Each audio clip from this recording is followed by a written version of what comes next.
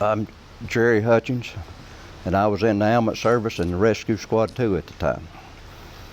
And I got the call on the scanner. I was playing rook on a Sunday night, and we took off down there.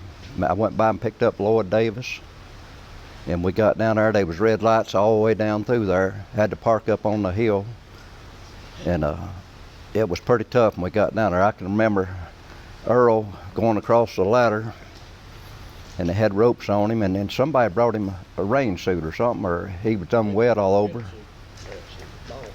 I mean, Donald, yeah. And then I can remember him getting the woman out, and they put her in a basket and brought her up on the bank there. And it's been a long time, but I think her husband come down and said, "That's my wife." And they had her covered up and put her in covered her up. And then I can remember the worst thing was Donnie the next day getting a little girl out down on the right side.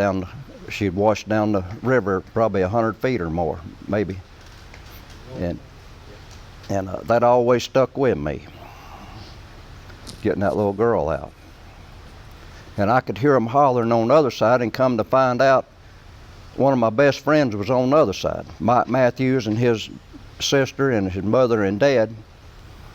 And me and him has called each other for 50 years on that night to let us know what happened tonight for 50 years. And that's how bad it stuck with us. And there was a guy on the other side, I told Graham, and he lived there within a mile of me, John Scott. And don't you know that was terrible for that man and his wife, she was deaf too, to go off in there and no way to tell nobody nothing, and they just kept piling on top of them. I don't know how many cars on the Surry side, maybe 4 or 5, 6. 4. 5 counting the original. And 4 on Surry and 3 on the yeah. The big white Thunderbird, it was there, and then the lady, and it was a bad situation. It's been a short 50 year. If you live to be 100, it's a short time here. Remember that. What vehicle were you driving? Probably about a 64 Chevrolet How'd you hear the call? on a scanner there at my house. Yeah. And it was foggy, man, it was foggy. It's so foggy you could stick your hand out and pull it back and it'd leave a hole in it. It was that bad. Well, it was. It was. You couldn't see nothing. But then a guy come from Surry County named Lou Stringer. Yep. Yeah. And he set up a place there behind us, and he wanted everybody out of the way. He called it a triage back in, and he done a good job. He got in charge, and everybody listened to him. I guess he's dead now, probably, yeah. But he was in charge that night up on the bank there and all.